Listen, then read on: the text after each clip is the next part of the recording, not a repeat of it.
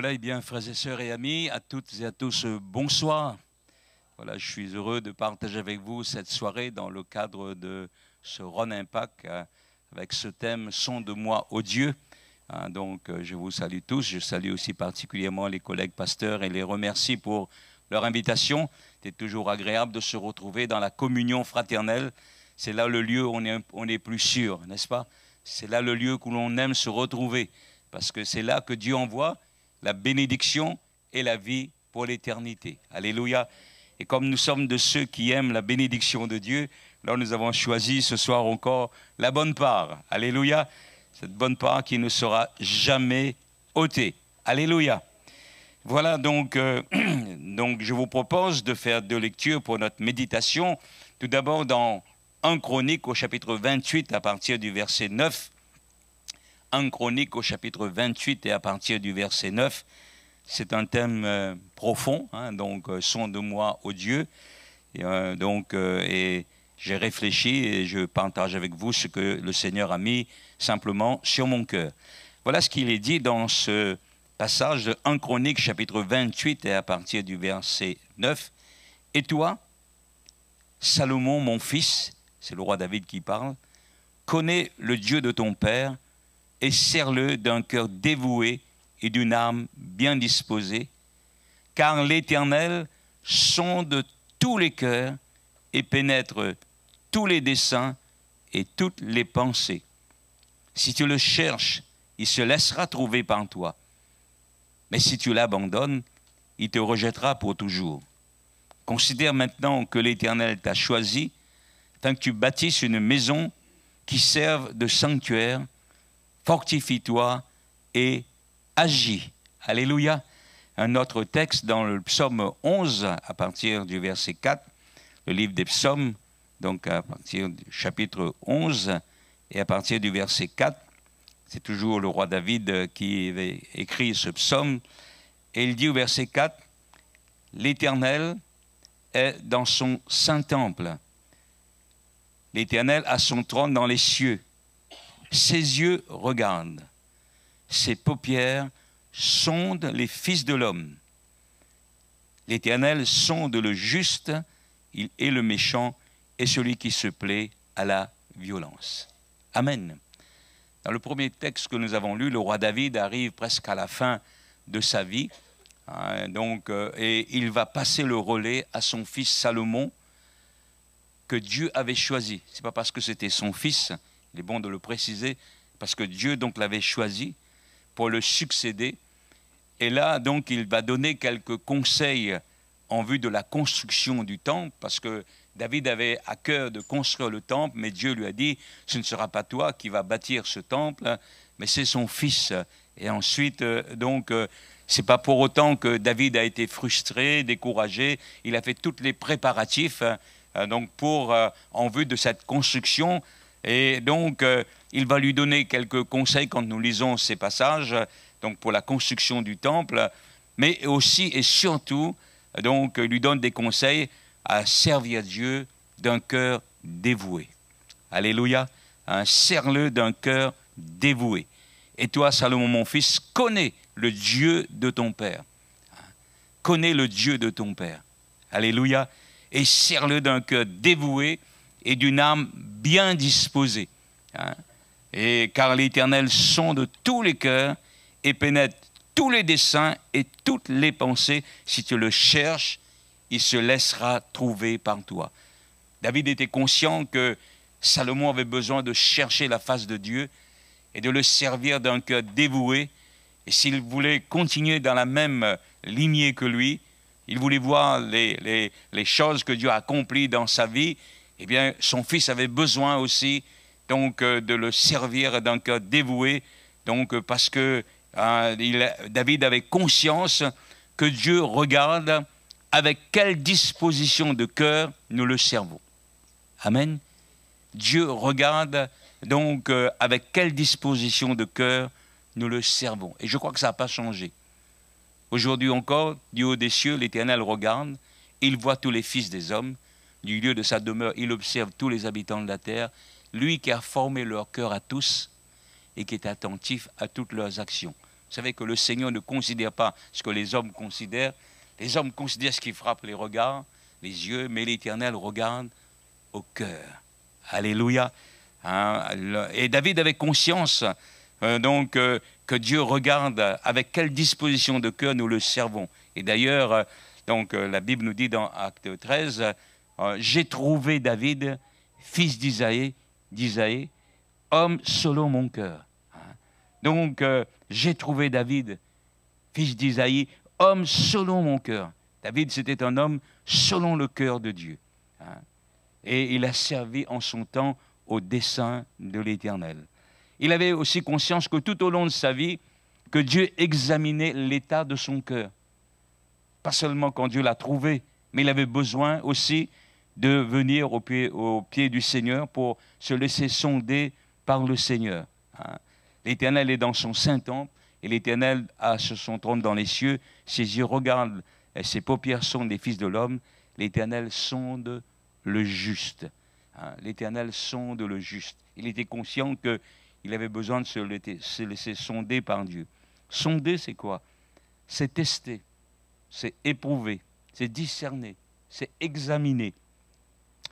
Avant, par exemple, la mise en service d'un ouvrage d'art tel qu'un pont, un viaduc, on va d'abord le sonder, on va le tester pour voir la solidité de l'ouvrage avant sa mise en service. Donc c'est pourquoi on va faire passer des camions, des tonnes avant de livrer la nouvelle route nationale, la nouvelle route littorale. Vous l'avez vu certainement, tous ces camions qui étaient là, toutes ces tonnes de poids qui étaient là pour sonder si l'ouvrage était solide. Voilà. Alors je me suis posé la question, pourquoi l'Éternel sonde le juste? Pourquoi Dieu sonde le cœur du juste aussi? C'est vrai qu'il sonde le cœur de tous les fils des hommes, mais particulièrement ici, David dit, l'Éternel sonde le juste. Tout simplement parce qu'on se connaît mal, nous. On se connaît mal. Et lui, il nous connaît parfaitement. Alléluia. Psaume 139, David dit, l'Éternel, Éternel, tu me sondes et tu me connais. Tu me connais. Seigneur, tu regardes, il y a une traduction, parole vivante, qui dit dans ce texte, Seigneur, tu regardes jusqu'au fond de mon cœur et tu me connais. Dieu nous connaît parfaitement, alors que nous, on se connaît mal. On se connaît mal. On croit se connaître, mais on a besoin d'apprendre à se connaître. Et c'est dans sa présence, dans sa communion, que Dieu, parfois, va révéler qui nous sommes réellement à ses yeux. Parce que nous avons notre opinion de nous, de qui nous sommes, mais Dieu sait mieux que nous qui nous sommes. Et Dieu il sonde nos cœurs pour nous révéler. Le Seigneur regarde jusqu'au fond de notre cœur. Dieu connaît nos limites, Dieu connaît nos faiblesses, Dieu connaît notre caractère, Dieu connaît nos mauvaises habitudes, Dieu connaît quand nous péchons, Dieu connaît tout. Et donc, en sondant notre cœur, il va nous révéler ce qui est caché au fond de notre cœur et va mettre en lumière ce qui doit être confessé et pardonné et être changé dans notre vie. Alléluia. Donc, en sondant notre cœur, Dieu va nous révéler ce qui est caché au fond de notre cœur, ce que peut-être nous ne connaissons pas encore de nous. Et donc, il va mettre en lumière afin que, quand on est conscient de cela, en tant que chrétien, on va le confesser, comme nous l'avons chanté tout à l'heure. Ô Dieu, crée en moi un cœur pur, renouvelle en moi un esprit bien disposé. Alléluia. Après avoir péché contre Dieu, rappelez-vous, dans le psaume 51, David implore le pardon. Il dit, je reconnais que j'ai péché contre toi. J'ai fait ce qui est mal à tes yeux. J'ai fait ce qui est mal à tes yeux. Il avait vécu dans un temps où il a voulu faire taire la voix de sa conscience. Mais quand Nathan est venu vers lui, et à travers de cette petite histoire, cette anecdote, lui a révélé, David, il s'est mis en colère quand Nathan lui a dit, mais cet homme riche avait un grand troupeau, et puis l'autre, il n'avait qu'une seule brebis. Il y a quelqu'un qui est arrivé chez lui, il a pris la brebis, il l'a prêtée. Alors David s'est mis une grande colère, mais qui est cet homme? Qui est cet homme? Et là, Nathan lui dit, mais cet homme, c'est toi. Et Dieu lui révèle par la bouche de Nathan ce qu'il avait fait. Eh bien, ça a déplu à Dieu. Et c'est là que David va prendre le chemin de l'humilité, de la repentance, en disant, oh Dieu, je reconnais que j'ai péché contre toi seul et j'ai fait ce qui est mal à tes yeux. C'est dommage que parfois certaines personnes ne reconnaissent pas leurs responsabilités, leurs erreurs, leurs péchés. Au lieu de se repentir honnêtement, sincèrement, lorsque Dieu nous convainc, lorsque Dieu se révèle à nous, alors on va chercher un bouc émissaire à côté de nous. Hein. Comme Adam a dit quand il avait péché, bah, c'est la femme que tu as mis auprès de moi. Et la femme va dire, bah, c'est le serpent. Heureusement qu'il n'y avait pas le singe à côté, parce que le serpent... voilà. Donc, et parfois, malheureusement, on agit comme cela. Au lieu de prendre le chemin de la repentance, de l'humilité, de reconnaître nos erreurs, nos péchés, notre égarement, on va donc trouver un bouc émissaire. Non, David prend conscience, je reconnais que j'ai péché contre toi seul et j'ai fait ce qui est mal à tes yeux. Dans ce psaume 51, il implore le pardon. Ô Dieu, crée en moi un cœur pur, renouvelle en moi un esprit bien disposé. Et dans le psaume 130, il est dit, mais si tu gardais, Seigneur, si tu gardais le souvenir de nos iniquités, de nos fautes éternelles, qui pourrait subsister devant toi? Qui? Mais le pardon se trouve auprès de toi afin qu'on te craigne. Amen. Le pardon se trouve auprès de toi afin qu'on te craigne. Et si Dieu sonde le cœur du juste, si Dieu sonde notre cœur et nous révèle tout ce qui peut-être n'est pas sa gloire, que peut-être nous n'avons pas pris conscience, ce n'est pas pour nous culpabiliser, mais pour que cela vienne à la lumière, afin qu'on le confesse, qu'on l'abandonne et qu'on devienne meilleur. Alléluia. Le désir du Seigneur, c'est de nous amener à grandir. Tous ceux qu'il a appelés, il les a aussi prédestinés à être semblables à l'image de son Fils. Alléluia. Dieu désire que vous et moi, chacun d'entre nous, tous ses enfants, donc grandissent et donc à l'image de Christ. Vous savez, quand Dieu avait créé la race humaine, donc nous avons été créés à l'image de Dieu. Il a dit, faisons l'homme à notre image, à notre ressemblance. Donc bien sûr, moralement, spirituellement, parce que Dieu est esprit. Il a formé un corps à l'homme, mais eh bien, moralement, spirituellement, l'homme a été créé à l'image de Dieu, semblable à Dieu. Il parlait à Dieu, Dieu parlait avec l'homme. Il y avait une communion parfaite. Et nous savons que quand le péché est arrivé, par un seul homme, le péché est entré dans le monde, et par le péché, la mort. Et la mort s'est étendue à tous les hommes. Ce qui dit mort veut dire séparation. Malheureusement, l'image de Dieu a été défigurée en l'homme.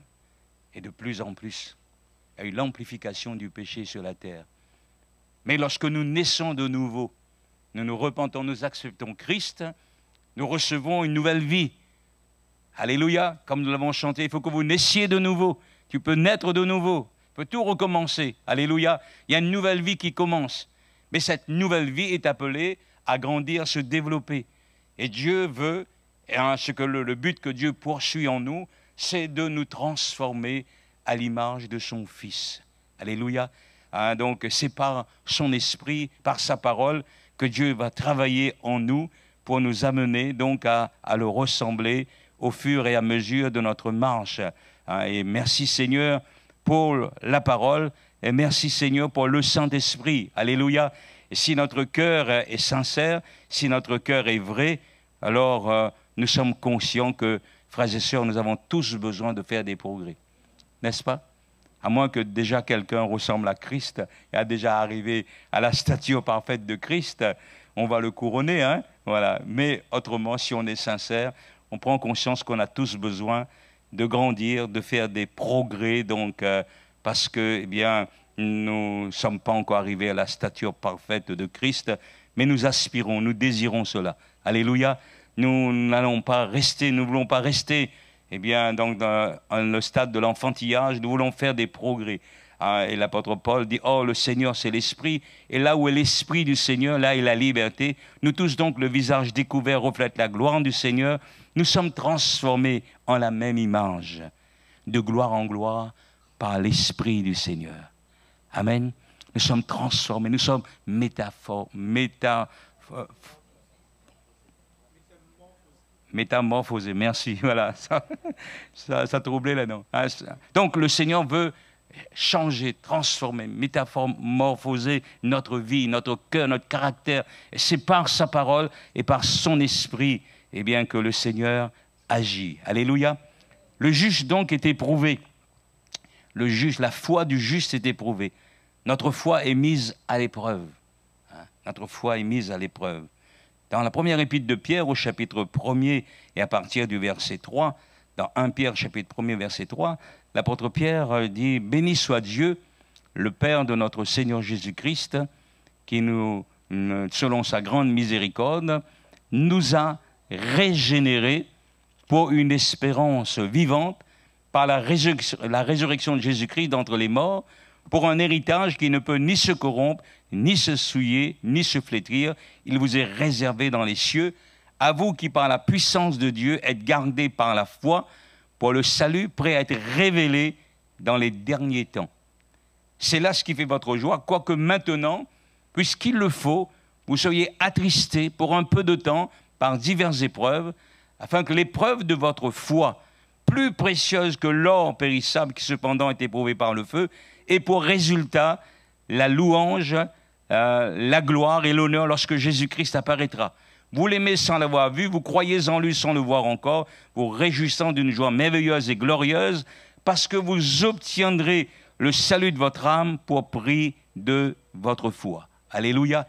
Donc notre foi, eh bien, est mise donc à l'épreuve. La foi du juste est mise à l'épreuve. Donc, il est dit donc afin que l'épreuve de votre foi, qui est plus précieuse que l'or périssable, qui cependant est éprouvé par le feu, et pour résultat la louange, la gloire et l'honneur lorsque Jésus-Christ apparaîtra. Et nous sommes conscients que Dieu a dit dans sa parole que mon juste vivra par la foi. Et sans la foi, il est impossible de plaire à Dieu. Car il faut que tous ceux qui s'approchent de Dieu croient qu'il existe et qu'il est le rémunérateur de tous ceux qui le cherchent. Et dans notre vie d'enfant de Dieu, bien donc Dieu va permettre que notre foi donc soit mise à l'épreuve. Il y a un des passages, on ne va pas le lire, mais je pense qu'on connaît tous le chapitre 3 du livre de Daniel. Donc les amis de Daniel, Shadrach, Meshach et Abednego, lorsque ce roi Nebuchadnezzar avait élevé une statue qui faisait 30 mètres de haut et 3 mètres de large, il avait ordonné à tous ceux dans son royaume eh bien, de venir, lorsqu'il y aurait le son des instruments de musique, de venir se prosterner devant la statue, de l'adorer. Et Shadrach, Meshach et Abednego, connaissant le Dieu vivant et vrai, ont refusé de faire cela. Et quand le roi a appris cela, il s'est été irrité, il s'est mis en colère, il les a convoqués et il leur a demandé, voilà, maintenant, devant moi, est-ce d'une manière délibérée que vous n'avez refusé de faire cela? Et maintenant, vous allez le faire devant moi, au son des instruments de musique, vous allez vous prosterner et vous allez adorer. Sinon, quel est le Dieu qui pourra vous délivrer de ma main? Et Shadrach, Meshach et Abednego, ils ont dit au roi, eh bien, nous ne pouvons même pas te répondre là-dessus, parce que le Dieu que nous servons, lui, il peut nous délivrer de ta main. Et il nous délivrera. Sinon, s'il ne nous délivre pas, mais sache que nous n'allons pas nous prosterner et nous n'allons pas adorer la statue. Waouh! Leur foi a été mise à l'épreuve, là. Leur foi a été mise à l'épreuve. Que faire? Et quand le roi a entendu cela, il fut dans une grande colère, son visage changea, et il était irrité. Il a ordonné de faire chauffer la fournaise 7 fois plus, et puis donc pour les jeter dans cette fournaise ardente. Et les soldats qui ont jeté les 3 hommes ont été brûlés. Et à un moment donné, le roi se lève, il le regarde, il dit, « N'avons-nous pas jeté 3 hommes? Je vois 4. Le 4e, son visage ressemble celle d'un des fils de Dieu. Il a été bouleversé. Et se levant à sa place, il va crier, « Shadrach, Meshach, Abednego, serviteur du Dieu suprême, sortez. Et ces hommes sont sortis du feu, de la fournaise. Et tous ces conseillers, ces grands chefs étaient étonnés parce qu'il est dit que l'odeur du feu ne les avait pas atteints. Quand vous faites un carré, vous faites bois. Quand vous sortez là, il fallait prendre une douche parce que vous sentez la fumée, hein? Voilà. Mais là, l'odeur du feu, ils n'avaient pas atteint. Leurs caleçons n'ont pas été brûlés. Rien. Ils sont sortis indemnes. Et ce roi va se prosterner. Il va être bouleversé. Eh bien, parce que là, il va avoir une révélation de Dieu au travers de l'épreuve que Shadrach, Meshach, Abednego ont traversée. Et il va donc ordonner à tous ceux de son royaume d'adorer maintenant non plus la statue d'or qu'il avait élevée, mais eh bien, le Dieu de Shadrach, Meshach, Abednego. Il va dire, béni soit le Dieu de Shadrach, Meshach, Abednego, lequel a envoyé son ange à délivrer ses serviteurs qui ont eu confiance en lui, qui ont violé l'ordre du roi et livré leur corps plutôt que de servir et d'adorer aucun autre Dieu que leur Dieu. Voici maintenant l'ordre que je donne. Tout homme à quelque peuple, nation ou langue qui appartienne et qui parlera mal du Dieu de Shadrach, Meshach, Abednego sera mis en pièces et sa maison sera réduite à un tas d'immondices, parce qu'il n'y a aucun autre Dieu qui puisse délivrer comme lui. Alléluia. Hein? Et frères et sœurs, parfois Dieu permet que nous soyons éprouvés, et si nous gardons confiance en Dieu dans cette épreuve, eh bien Dieu va toucher le cœur des autres. Dieu va se révéler. Parce qu'ils ne connaissent pas le vrai Dieu. Ils ne connaissent pas, eh bien, Jésus. Mais c'est dans notre épreuve, si nous gardons confiance au Seigneur, hein, donc nous allons voir la gloire de Dieu. T'ai-je pas dit que si tu crois, tu verras la gloire de Dieu? Alléluia. Il y a parfois des chrétiens qui se plaignent, qui murmurent lorsqu'ils sont éprouvés. Et l'apôtre Pierre, il dit, 1 Pierre 4,12, ne trouvez pas étrange d'être dans la fournaise de l'épreuve, comme s'il vous arrivait quelque chose d'extraordinaire. Réjouissez-vous au contraire de la part que vous avez aux souffrances de Christ. Parce que, eh bien, lorsque Christ apparaîtra, eh bien, nous serons aussi dans la gloire avec lui. Alléluia. Ne trouvez pas étrange. Si Dieu permet, eh bien, l'épreuve, c'est pour révéler aussi l'état de notre cœur et notre confiance en lui. Alléluia. Ce qui est formidable, c'est que cet homme, il a dit, n'avons-nous pas jeté 3 hommes? Je vois 4 hommes sans lien qui marchent dans le feu. Savez-vous que Jésus marche avec nous lorsque nous passons par le feu de l'épreuve? Jésus est avec toi, mon frère, ma soeur, dans ton épreuve. Bénis son nom, attends-toi à lui, aie confiance. Il a promis d'être avec nous tous les jours, jusqu'à la fin du monde. Pas simplement, eh bien, quand tout va bien, mais tous les jours, jusqu'à la fin du monde. Et le Seigneur, il est là avec toi ce soir, dans l'épreuve que tu traverses, dans la vallée que tu traverses, dans ces moments difficiles. Donc, et si Dieu sonde le juste, pour nous permettre, eh bien, notre foi est sondée, notre foi est aussi mise à l'épreuve pour voir comment nous allons réagir. Est-ce que nous allons vraiment avoir confiance en lui? Est-ce que vraiment nous allons lui faire confiance, nous allons croire en lui dans ces moments difficiles, dans ces épreuves, ou quand tout est bouleversé? Est-ce que nous allons rester fermes? Est-ce que nous allons nous appuyer sur lui, sur ses promesses, sur sa parole? Ou bien nous allons regarder aux circonstances et nous allons trembler? Ils ont eu confiance en Dieu. Amen. Et ce roi reconnaît. Donc, Shadrach, Meshach, Abednego, eh bien, donc, a eu confiance en leur Dieu. Et c'est pourquoi, donc, cet homme a été bouleversé par la foi, eh bien, de ses bien-aimés. Alléluia. La foi de Pierre sera aussi mise à l'épreuve. Rappelez-vous que dans Luc chapitre 5, il revenait d'une nuit de pêche, il n'avait rien pris, ils étaient en train de laver leur filet, et Jésus demande à Pierre d'entrer dans sa barque et d'avancer un peu. Et là, il voyait toute la foule et il annonçait la bonne nouvelle. Puis à un moment donné, Jésus s'arrêtait et puis il a demandé à Pierre, avance en pleine eau pour jeter vos filets pour pêcher. Et qu'est-ce que Pierre a dit? Seigneur, nous avons travaillé toute la nuit sans rien prendre. Heureusement qu'il y a eu la suite. Mais, sur ta parole, je jetterai le filet. Et l'ayant jeté, il prit une grande quantité de poissons. Il y a eu un miracle qui s'est accompli. Ils ont vu la gloire du Seigneur. Pierre a dit, retire-toi de moi, je suis un homme pécheur. Tout d'un coup, il a été bouleversé. Il a été bouleversé de voir la grandeur, la puissance de Jésus. Alléluia. Et je crois que nous avons raison de croire, de faire confiance au Seigneur lorsqu'il nous parle, lorsqu'il nous donne une promesse. Bien, donc, au lieu de rester sur notre raisonnement, parce qu'il aurait pu rester sur son raisonnement, nous avons travaillé toute la nuit sans rien prendre. Oui, mais là, c'est sur ta parole. Je jetterai le filet. Alléluia. Quand Dieu nous donne une parole, quand Dieu nous donne une promesse, nous avons raison de croire, nous avons raison de la saisir et nous allons voir aussi la main du Seigneur agir. Alléluia. L'Éternel sonde le juste. L'amour du juste sera éprouvé. Notre amour pour Dieu sera aussi mis à l'épreuve. Sera mis à l'épreuve. Nous aimons le Seigneur, n'est-ce pas? Amen. Nous aimons Dieu parce qu'il nous a aimés le premier. Quand nous sommes venus à l'Évangile, nous étions dans l'ignorance et Dieu s'est révélé à notre cœur, nous a montré notre misère, nos péchés. Nous étions perdus, condamnés, et puis Dieu nous a révélé la croix, l'amour de Dieu. Dieu nous a aimés le premier. Christ est mort à notre place. Il a pris nos péchés, notre misère, notre condamnation. Et nous lui avons donné notre cœur et notre vie. Alléluia. Pour la plupart, un jour, nous avons pris l'engagement de le servir, de lui obéir à travers des eaux du baptême.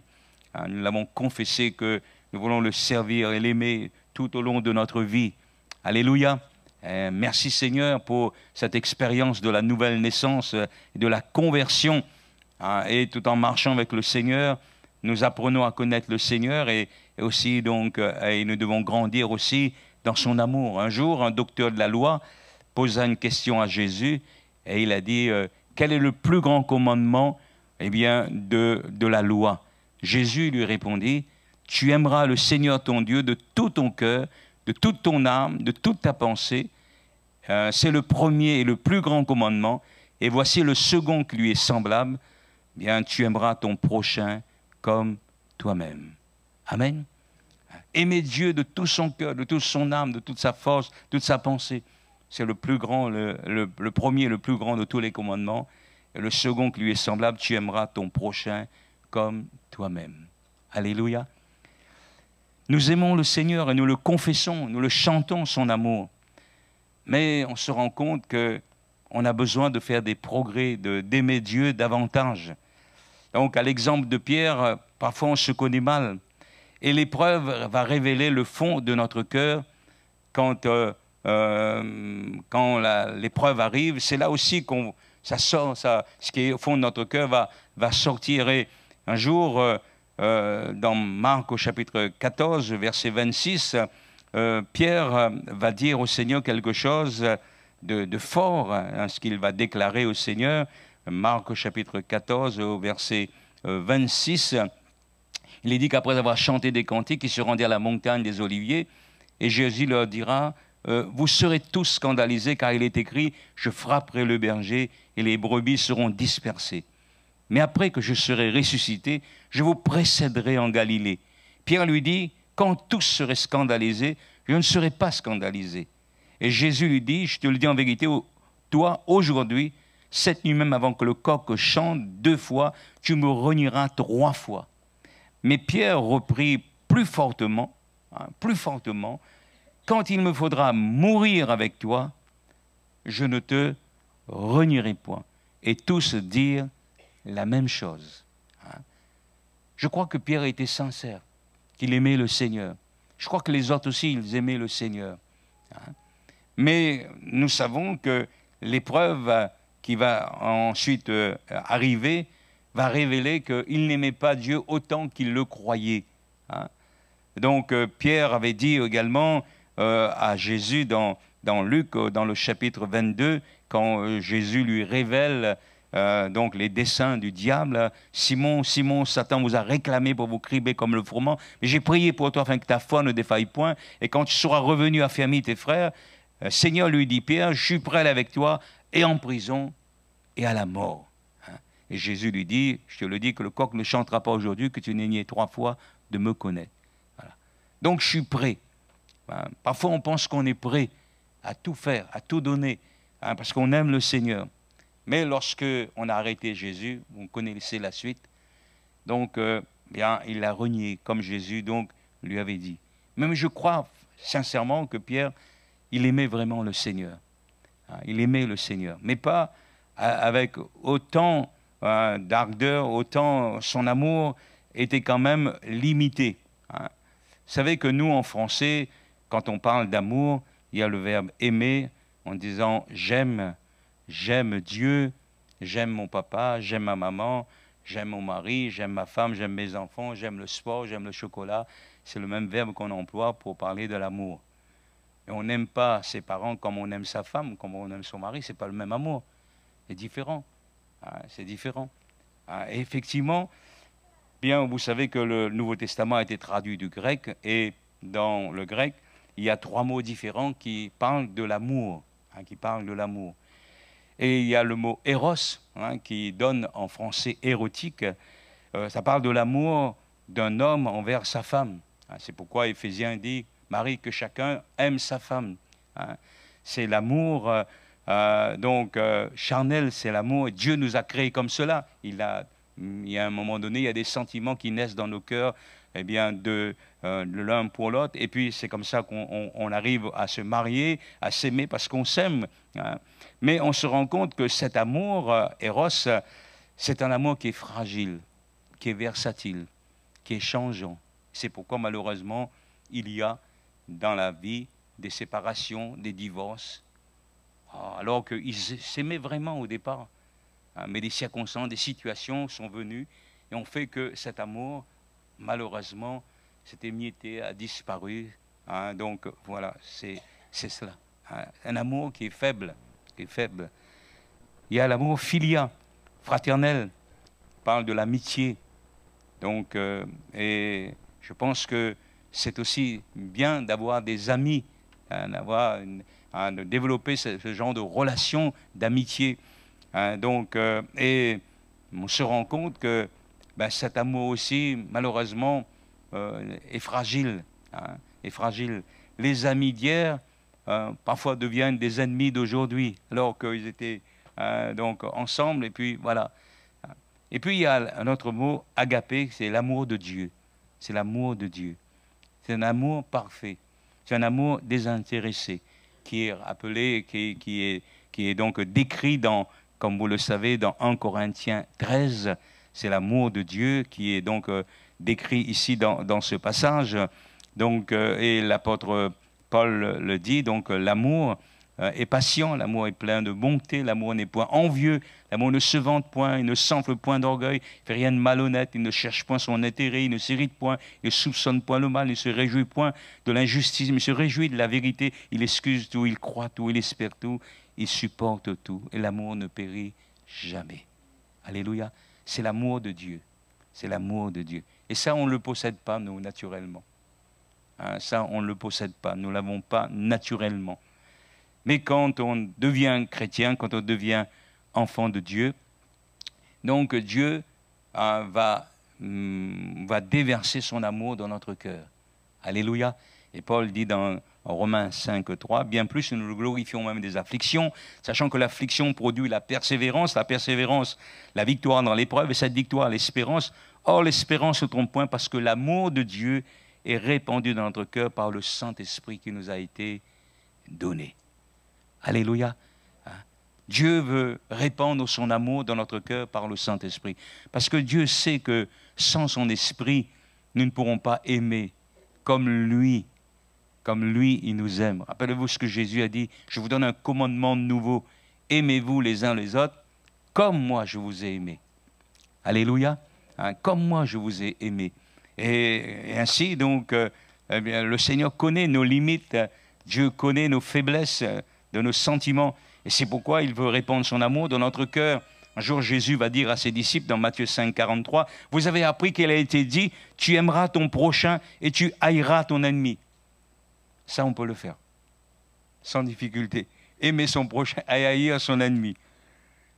Mais moi, je vous dis, aimez vos ennemis. Wow. Bénissez ceux qui vous maudissent. Quoi?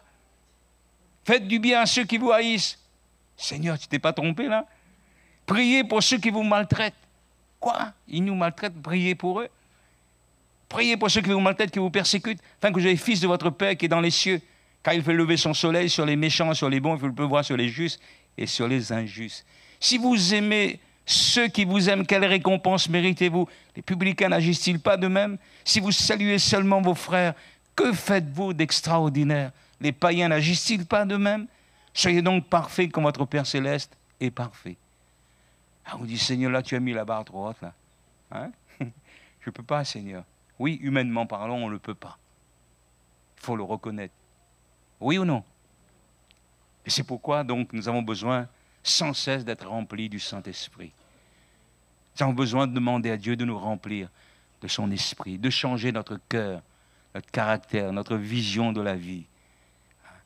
Et c'est ce que Dieu veut, eh bien, faire au travers de notre vie. Vous allez me dire, mais ça c'est irréalisable. Oui, c'est possible. Il y a des exemples dans la Bible. Il y a des exemples. Moi, j'ai relevé l'exemple d'Étienne. C'était un disciple, c'était un homme comme nous. Il s'est converti, il a donné sa vie au Seigneur. Et puis, un jour, il s'est retrouvé donc, avec bien des gens qui n'aimaient pas le Seigneur, pas l'Évangile.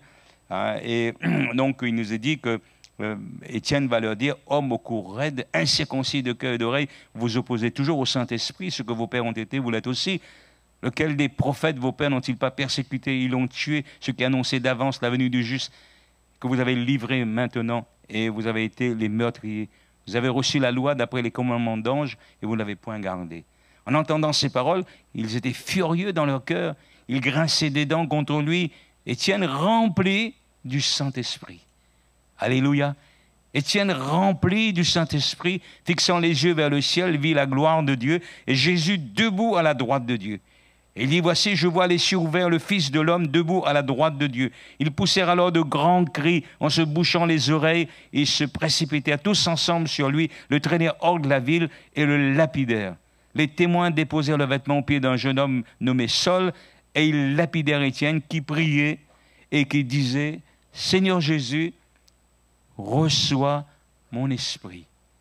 Puis s'étant mis à genoux, il s'écria d'une voix forte, Seigneur, ne leur impute pas ce péché. Et après ces paroles, il s'endormit. Amen. C'était un homme de la même nature que nous, mais rempli de l'esprit. Il a pu prier pour ses ennemis, aimer ses ennemis, prier pour ceux qui étaient en train de le lapider. Quel amour insondable, quel amour de Dieu. Et parfois, Dieu permet certaines épreuves dans notre vie pour nous révéler, parce qu'il nous connaît, que dans ce domaine, nous avons besoin de faire des progrès. Ne soyons pas découragés. Quand Dieu nous révèle nos limites, notre faiblesse, hein, notre réaction, comment nous avons agi, comment nous avons fait, c'est parce que donc il veut nous amener un peu plus loin avec lui. Alléluia. Il veut répandre son amour dans notre cœur par le Saint-Esprit. Hein. L'Éternel sonde le juste. Et l'épreuve, notre amour pour Dieu sera mis à l'épreuve, hein, pour que nous puissions prendre conscience que nous avons besoin de faire des progrès. Pierre dit, moi je suis prêt, moi. Je suis prêt à aller à la mort, je suis prêt à aller en prison. Je suis prêt, si tous t'abandonnent, moi je ne t'abandonnerai pas. Il était sincère, mais il n'était pas prêt. Il avait besoin de connaître l'amour de Dieu. Un jour, Jésus lui a dit, quand tu étais jeune, tu te saignais toi-même, tu allais où tu voulais. Mais quand tu seras vieux, eh bien, tu étendras tes mains et un autre te ceindra et te mènera où tu ne voudras pas. Et par cela, le Seigneur lui a indiqué par quelle mort il allait le glorifier.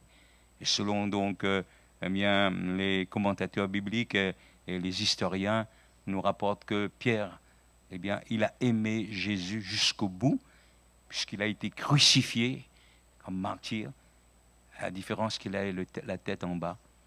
Mais il a aimé, oui, plus tard, rempli de l'Esprit, il va aimer comme le Seigneur l'a aimé. Amen. C'est pourquoi nous avons besoin de faire des progrès à tout âge. Je ne sais pas combien d'années vous êtes convertis, mais ne nous basons pas en disant j'ai 30 ans, 40 ans, 50 ans, que je connais le Seigneur. Même là, on a encore besoin de faire des progrès, n'est-ce pas? Hein, que le Seigneur nous aide à ne pas vivre sur les acquis du passé, mais laisser Dieu sonder notre cœur. Tu me sondes et tu me connais.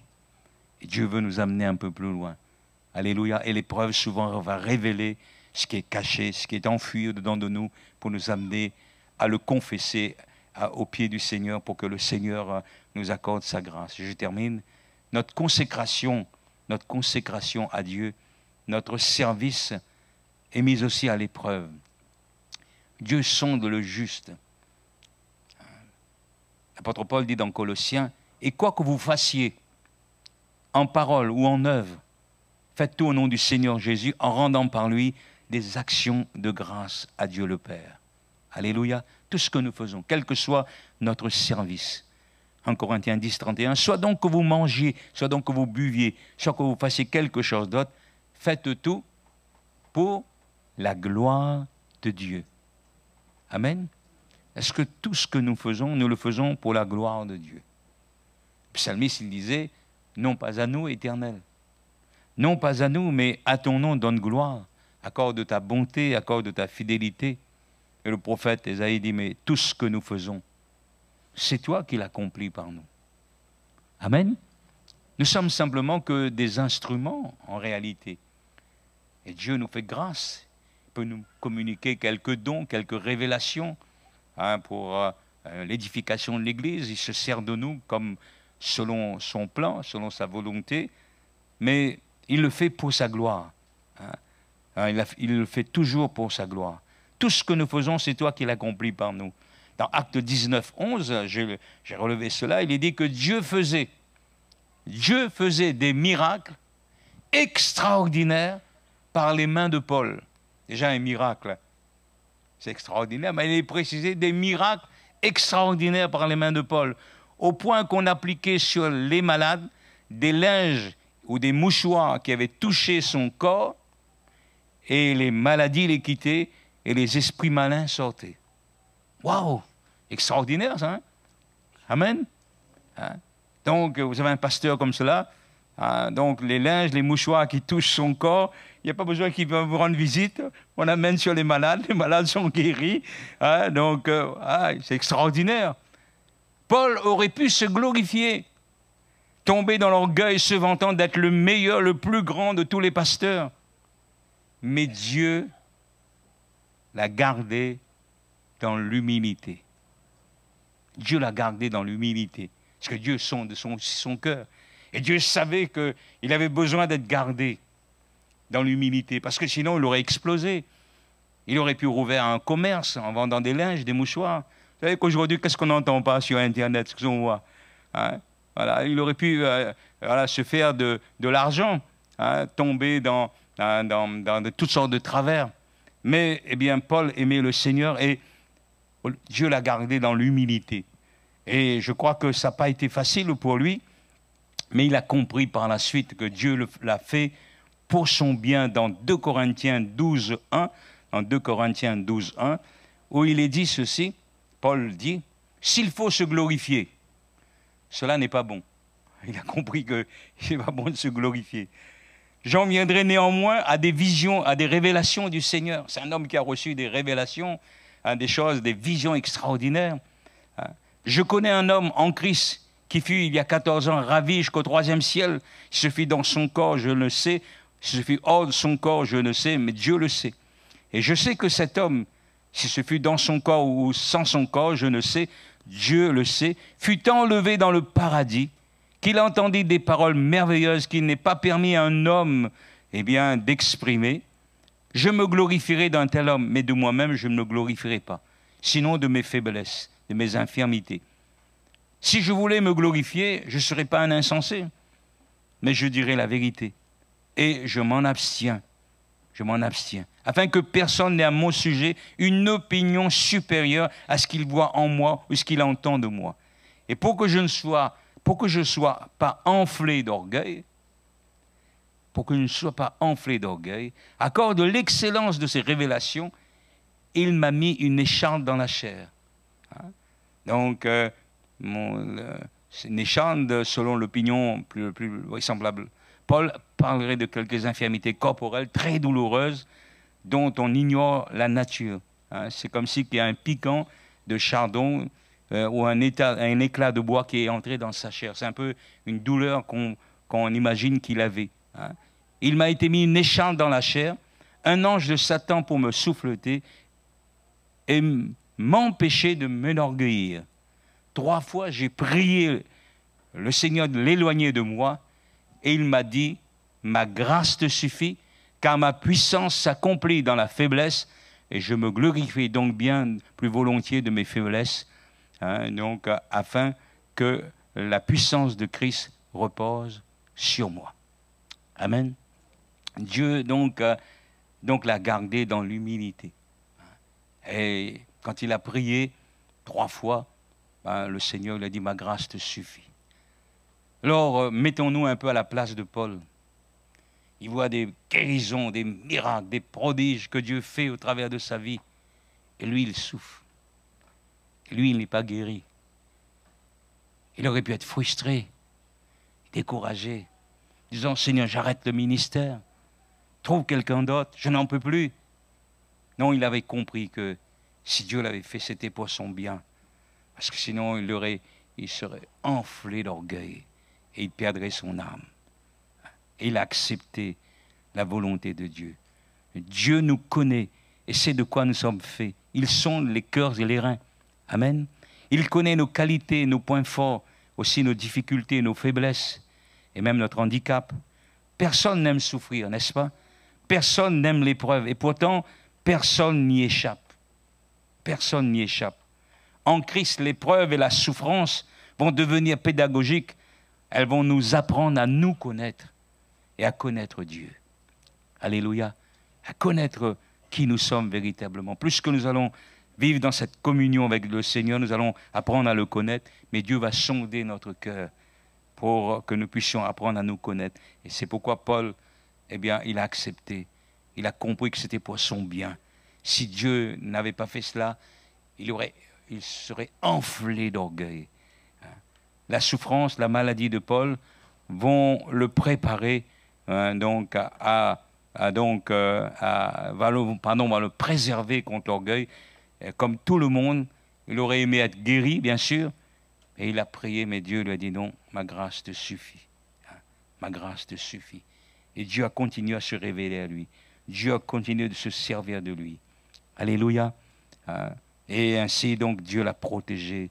Dieu l'a gardé jusqu'au bout. Alléluia. Sommes-nous prêts de dire à Dieu, sonde-moi? Oui, Dieu veut nous sonder. Il y a parfois certains qui disent, oh non, non, Seigneur, non, non. Ne me sonde pas, hein. Voilà. Non, non, je crois que nous avons raison de nous laisser sonder par Dieu. Parce que donc, Dieu nous aime. Et ce qu'il y a de meilleur est devant nous. Alléluia. Et c'est ça qui est formidable. C'est parce que, eh bien, quand Dieu nous révèle ce qui est caché, c'est pour que nous puissions le confesser, l'abandonner, comprendre le plan de Dieu pour notre vie. Et sonde-moi, ô Dieu, et connais mon cœur.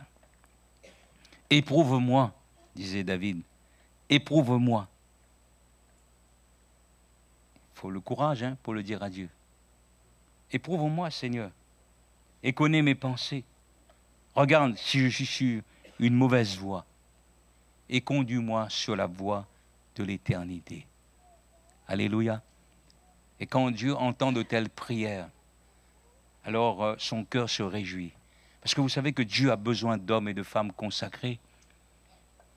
Dans ce siècle où de plus en plus les gens se disent chrétiens, évangéliques dans le monde et sur les réseaux sociaux, mais eh bien, quand on voit leur comportement, leur vie, eh bien, on se rend compte, comme disait Jésus à ses religieux à cette époque, Ésaïe a bien prophétisé sur vous, car ce peuple m'honore des lèvres, mais son cœur est éloigné de moi.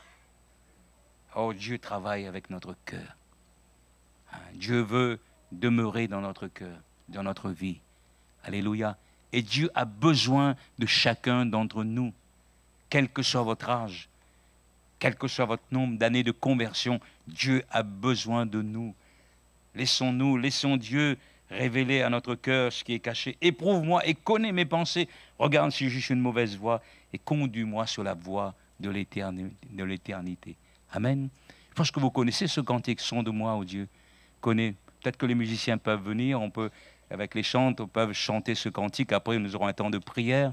Hein, nous pouvons le chanter d'une manière sincère devant Dieu ce soir, en disant, Seigneur, sonde-moi, connais-moi. Regarde, Seigneur, si je suis une mauvaise voie, Seigneur, ramène-moi, conduis-moi sur la voie de l'éternité. J'ai besoin de toi. Je ne veux plus me laisser gagner par mes pensées. Parce que mes pensées ne sont pas tes pensées. Mes voies ne sont pas tes voies, Seigneur. Mais j'accepte, Seigneur. Alléluia. Dans un esprit de recueillement, peut-être que nous pourrons nous recueillir et le chanter comme une prière ce soir, d'un cœur sincère. Oui, Seigneur, sonde-moi, connais-moi. Alléluia.